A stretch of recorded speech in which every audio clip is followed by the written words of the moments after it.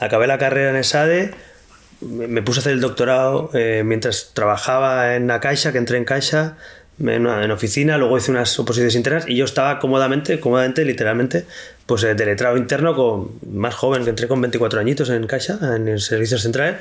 O sea, todo el mundo te diría, pero ¿tú dónde vas, no? Es decir, estás ahí de puta madre, un horario bueno, un sueldo bueno, una carrera por delante, en tu profesión, has estudiado Derecho, estás de abogado en una entidad financiera potente, tal, en el sector de las cajas y los bancos, que es un sector bastante amable, digamos, en términos laborales.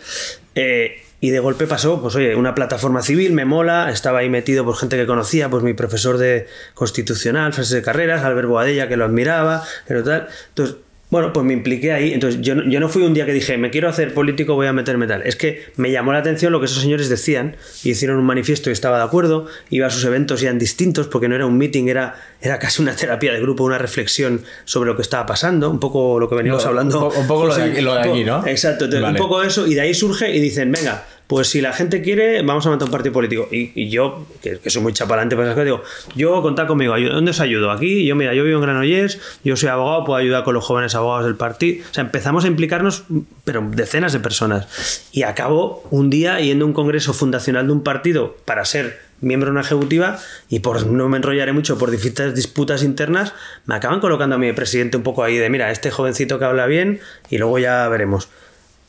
Punto final de la historia. Es decir, no es que yo me dijera un día, venga señores, yo voy a estudiar. No, yo estudié Derecho, he estado abogado y estaba haciendo un doctorado en Derecho Público. Que es verdad que me gustaba lo público, sí, que es verdad que me gustaba el Derecho Constitucional, bueno, eso ayuda, ¿no? Pero no es una planificación. La vida a veces no sabes por qué tú acabaste comprando esa empresa o conociste a no sé quién. Son suma de cosas. Son suma de circunstancias. Ante tu pregunta, digamos que de milagro o sin mucha planificación. La realidad es que luego me he dado cuenta, como decía Steve Jobs, ¿no? de los puntos, de seguir los puntos hacia atrás, que claro, había estudiado Derecho, que me ayudó, estudié en esa de que estudié el máster con la parte económica, que me ayudó también para la política, estaría bien tener algunas nociones económicas, gané la Liga de Debate Universitario, con lo cual no tenía miedo a hablar en público ni a ir a los medios de comunicación, eso también me ayudó para poder contar. Coño, te acabaste despelotándote en la campaña. Eso es fundamental, o sea, claro. Eso es lo mejor de fueron todo. Los votos. Entonces, claro, no lo sabías. Sí, he visto hay una foto, ¿no? De ahí como las partes nobles. Entonces, claro, todo ese cóctel, cuando miras para atrás, dice, hombre, claro, a mí se me daba bien en el Parlamento porque, coño, llevaba un año y pico de haciendo debates por toda España. Oye, que tenía nociones de Derecho y de Economía, me servían para hacer un programa o para presentar un proyecto. O sea, al final tu formación te acaba llegando, es lo que decía Steve Jobs en Stanford, ¿no? Si yo no me hubiera ido a esas clases, ¿no?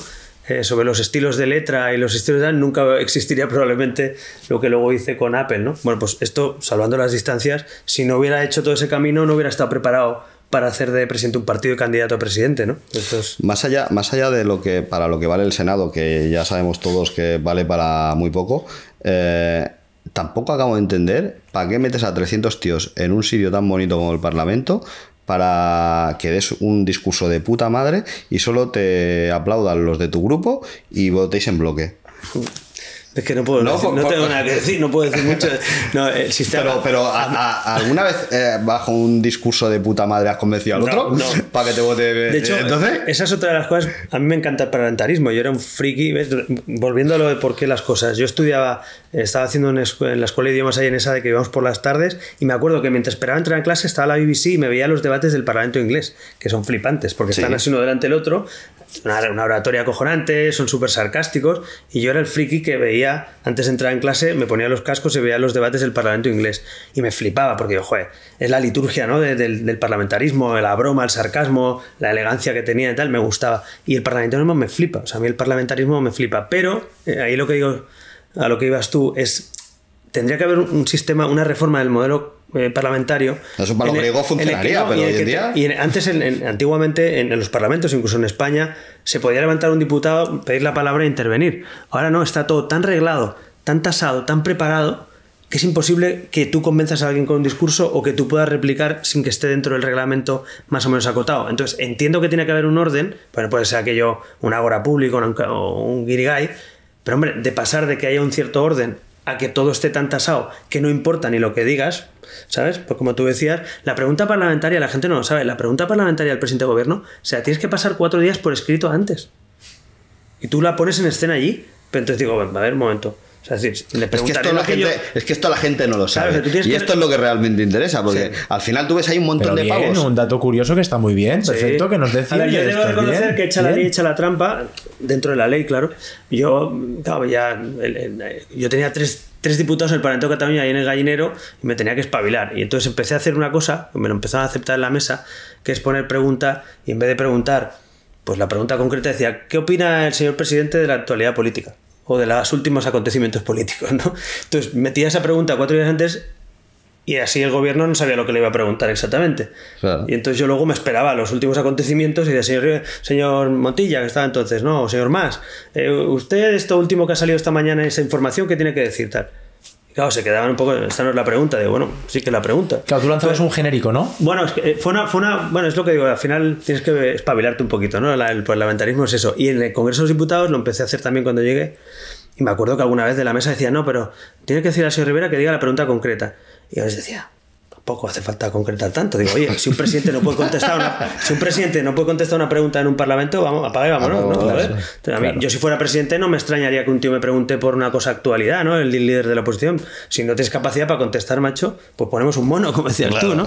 Entonces, con alguna de esas había tenido algún rifirrafe con el presidente porque era en plan, de hecho me lo habían dicho alguna vez, pero claro, queda muy mal. Sí, una vez Sánchez me dijo, esta no es la pregunta que usted había hecho, no sé qué tal. Entonces, claro, la gente no entiende y dice, ¿cómo que no es la pregunta que había hecho? Claro, porque la gente no sabe que se la habías hecho 4 días antes por escrito, ¿no? Yeah. Entonces yo jugaba un poco con eso también para tener margen. Digo, coño, es que si no todo es a favor del gobierno en el parlamentarismo, porque se la pasas por escrito, se la pasas antes y cierra la réplica. Pues macho, esto es un 5-0, ¿no? Entonces tienes que tener, como yo soy diputado de oposición sobre todo y he aprendido también esas cosas como portavoz. ¿Y qué se obtiene de del parlamentarismo? ¿Qué podéis cambiar? ¿En qué se emplean esas horas? ¿Cuál es el resultado? El Parlamento tiene 2 funciones básicas. Una, el control del sistema democrático al gobierno, o sea, el gobierno lo elige el Parlamento y pasan cada 15 días para controlar al gobierno. Oiga, la ley esta que aprobó usted, ¿cuándo la va a presentar? Oiga, ¿por qué anuncia usted una subida de impuestos? O sea, tiene sentido, es decir, los representantes del pueblo controlan al gobierno, controlan cada 15 días al gobierno. ¿Y si no lo cumple, tiene alguna consecuencia? Bueno, políticamente se supone que como somos una democracia, la democracia es el gobierno del pueblo, el pueblo y sus representantes pueden decidir o una moción de censura o votar a otro en las siguientes elecciones. Esos son los mecanismos que tenemos. Una democracia no es que cada 15 días eches a la gente, sino que hay unos tiempos, ¿no? Dicho eso, la otra parte importante del parlamentarismo, que es la más importante en realidad, es que es legislador. Es que cada vez que tocamos un botoncito en el Parlamento, cambia tu vida para bien o para mal. Esa es la parte influyente del Parlamento, que legislamos. Y hacemos una norma que se convierte en la norma fiscal, o el código de circulación, o la seguridad social, o la sanidad. Entonces, para mí la parte más bonita del parlamentarismo es que legislas, es que transformas la sociedad. Si lo haces bien, también si lo haces mal, metes la gamba.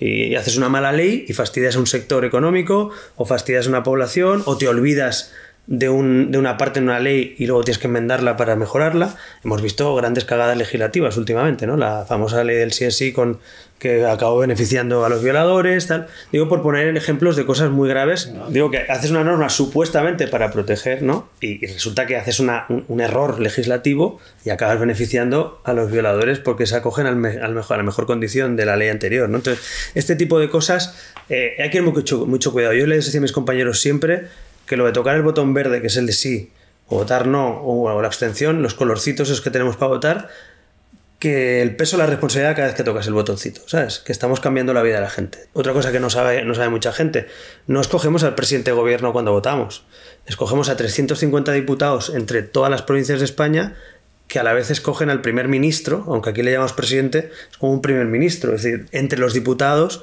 escogemos a un presidente que a la vez forma su equipo de gobierno.